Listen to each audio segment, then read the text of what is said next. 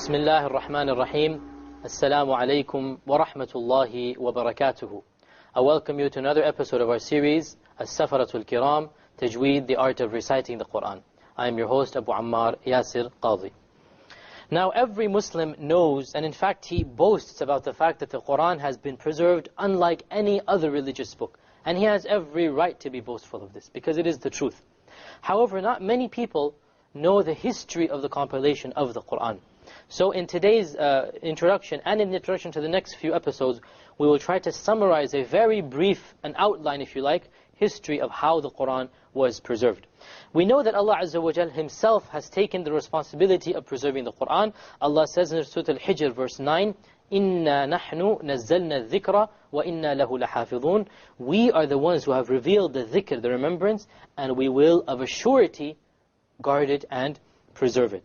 So when you examine the history of the preservation of the Qur'an, don't be surprised to find that it has been preserved in the utmost fashion. No other religious book, no other historical book can claim such preservation as the Qur'an. Initially, the Arabs of the time of the Prophet ﷺ were not very much literate. In fact, they were very illiterate. They did not know how to read and write. In fact, some books of history even mention that only 15 to 20 people could actually read and write in the city of Mecca before the time of Islam. And the Prophet ﷺ himself, as you know, was illiterate. He could not read and write. In fact, the Qur'an itself talks of the Prophet ﷺ as being a Nabi al-Ummi, meaning the unlettered Prophet, the Prophet who cannot read and write. And by the way, as a side point, this is in fact a praise for the Prophet ﷺ in many ways. The first way is that despite the fact that he was illiterate, he came forth with the Qur'an showing you that it could not be of his own doing. When he brings the Qur'an and he is an illiterate person, and the beauty and the power and the majesty of the Qur'an is so strong, so apparent, where did it come from? It could not be from an illiterate person.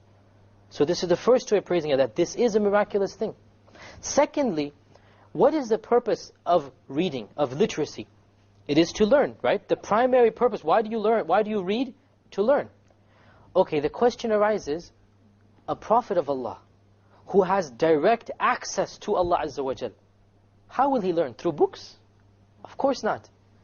The best, the greatest knowledge, the most authentic knowledge is coming down to him directly. So he has no need to read and write. Reading and writing is of no need to him because he is above this. He has direct contact with Allah Azza wa Jal. So for the case of the Prophet ﷺ, being illiterate is a praise. It is a praise. He has no need for reading and writing. His knowledge is direct from Allah subhanahu wa ta'ala. So the Prophet ﷺ himself could not read or write. Therefore, he did not write the Qur'an ever in his life, because he could not write. However, it has been reported that the early Muslims of Mecca would record the Qur'an on written form. They would write it down. And of the earliest stories that we have is the story of the conversion of Umar ibn al-Khattab to Islam. Umar ibn al-Khattab, the famous companion, the second Khalifa, he used to be of the worst enemies to the Messenger of Allah ﷺ. One day he heard that his sister had accepted Islam, so he went out to actually kill her. He was so angry, he went out to kill her. He entered the house and he found them reciting the Qur'an, and he hit his sister. It's a famous story, a long story. The sister became angry back at him and accused him of basically of not being a man enough to even know this religion, and coming and hitting a woman, his sister. So he felt very guilty and he said, "Show me what you're reciting." She pulled out a written copy of the Qur'an, a mushaf.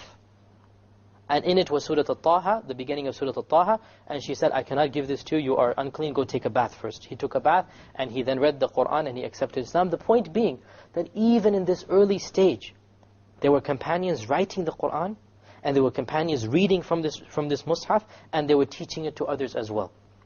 We'll continue the story of the preservation of the Qur'an in the next episode, but let us move on to our topic for today, the Tajweed topic. And this is the rules of Noon Sakina and Tanween.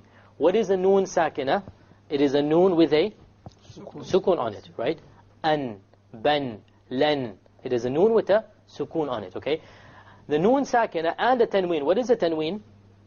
A Tanween is a double Fatha, or a double Kasra, or a double Dhamma. So a double Fatha is a An, double Kasra in, double Dhamma Un. And you see that they all sound like Noon Sakina. Now, the Noon Sakina and Tanween, they are similar in these ways that depending on the letter after it, you will apply a certain rule to it. Okay? So what you do when you look at the noon sakina or the tanween, you look at the letter after the noon sakina or the tanween. Immediately, the one letter after it. And based upon that letter, you then implement a certain rule. Okay? So there are 4 rules of the noon sakina and tanween. We'll discuss them over the next few episodes. And this is a very easy topic, because it is just memorizing each letter for each rule.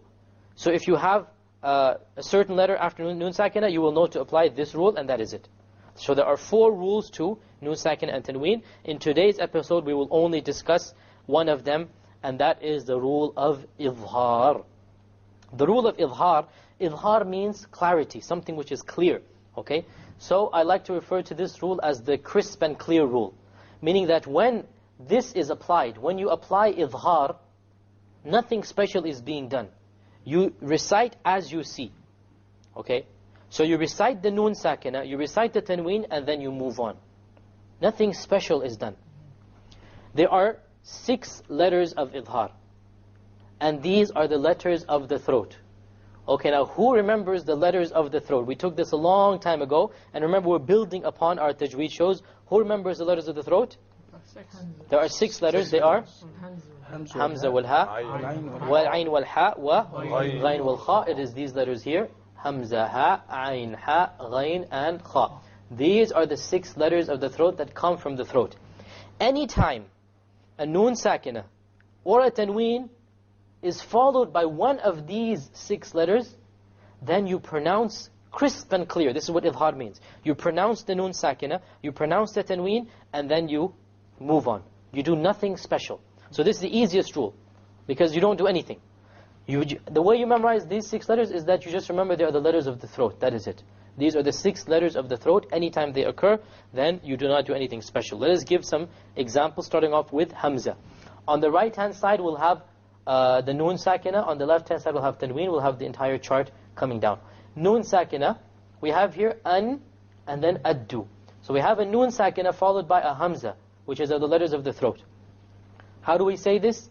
An addu, an addu. That's it. Nothing special was done. An, you pronounce it, then you move on. Addu. Same with the tanween.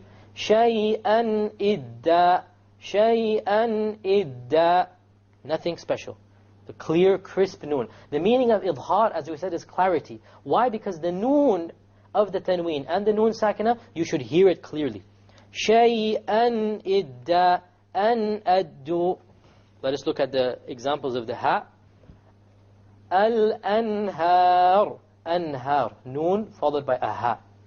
Okay? Likewise, over here, tanween. Ahaqqunhu. Ahaqqunhu.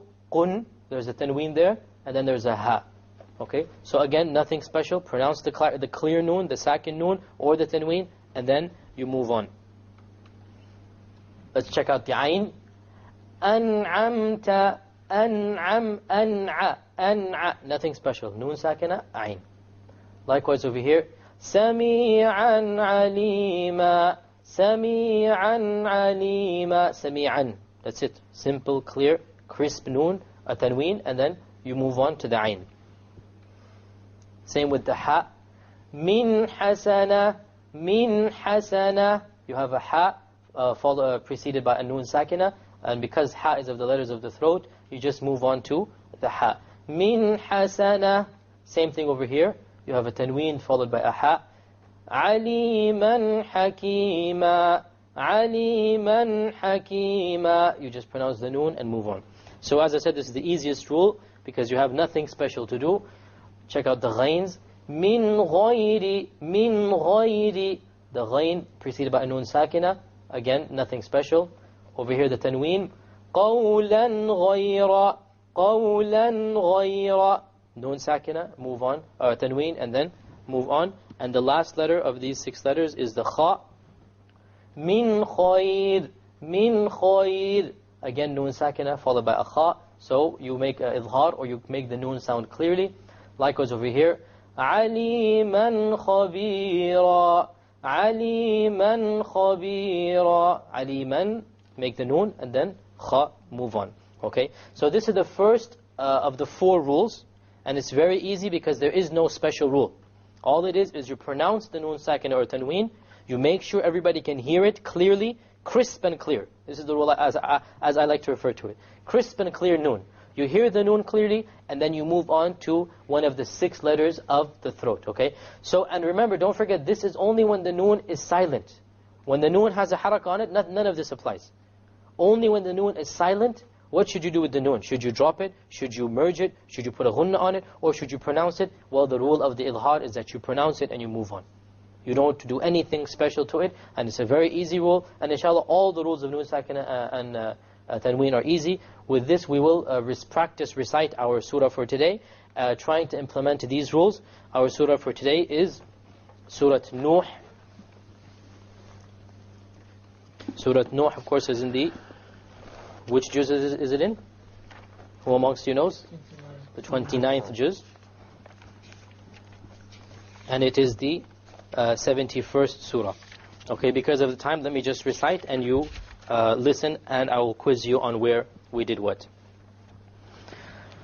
أعوذ بالله من الشيطان الرجيم بسم الله الرحمن الرحيم إنا أرسلنا نوحا إلى قومه أن أنذر قومك من قبل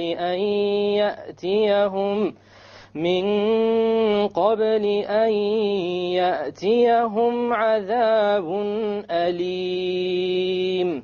Okay, let's start off. أرسلنا نوحا. Here we have a tanween. Yes. After the tanween we have a what? Hamza. Hamza. So then? Idhar. Clear. نوحا إلى قومه. Likewise, أن أنذر. Here we have a noon sakina followed by a hamza. Same thing. Notice when I said أنذر, I did a ghunnah because we haven't done this yet, but noon is not followed by one of the letters of tanween. Noon sakin in the noon followed by a dhal. We'll discuss that in a future episode. Likewise, min qabli, noon is sakin here, but it's not followed by the letters of idhar, so we'll do that rule later on. An ya'tiyahum, same thing. The noon is sakin followed by a ya, so we haven't covered ya, but we don't do idhar. One thing we do, we don't do idhar. Adhabun alim. Here we have, again, idhar, because of the hamza. قال يا قوم إني لكم نذير